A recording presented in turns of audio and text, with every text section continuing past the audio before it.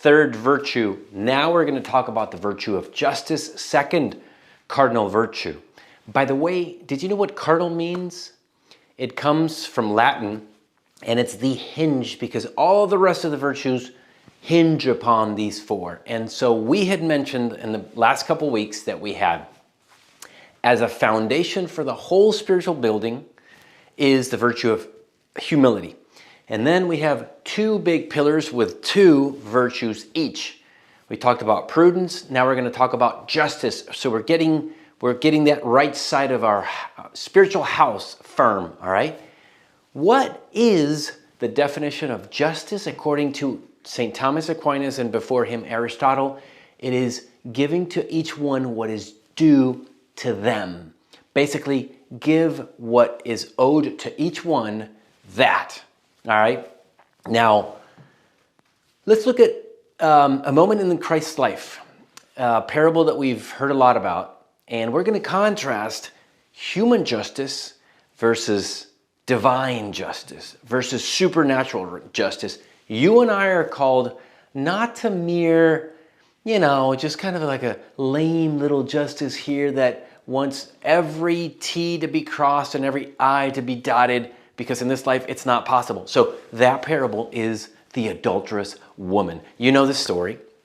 This woman was caught having sexual relationships, having a sexual relation with somebody, and the law said that that should not be done. So Jesus is somewhere out there preaching, and apparently he was sitting on the floor, on the ground, and teaching something, and all these men come to him and say, Lord, this woman, we've caught this woman in adulterous actions.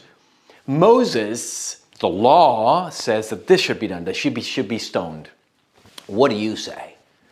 He doesn't answer, but then he does answer, and he says, the first one who is without sin, throw the first stone at her. And they all left. All of them, starting with the oldest. Human justice. The law says it's exactly this, it's exactly that. No place for mercy, no place for redemption, no place for new beginnings. And Jesus Christ says, I do not condemn you either, woman. Go. But he makes it very clear, we're not trying to erase something or take something out of reality, an immorality out of reality. He says to her, go and sin no more. Friends, look, it's this simple. We are called to a higher justice than the justice of men. St. Catherine of Siena, a doctor of the church, said that the same justice that condemns you is the same one that saves you. So in God, justice and mercy, justice and love are always together. So what we have to think about in our times is the call-out culture. Everybody feels entitled to call out everything bad that they see. But you know what the virtue of justice especially demands of us?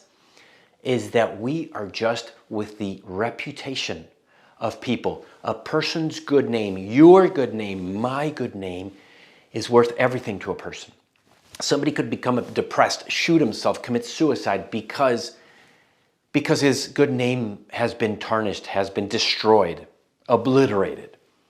So for example, you who are in the business world, we have no business in gossiping, slandering, and bringing news of another company and their mess and the managerial mess to other people who don't need to know about it.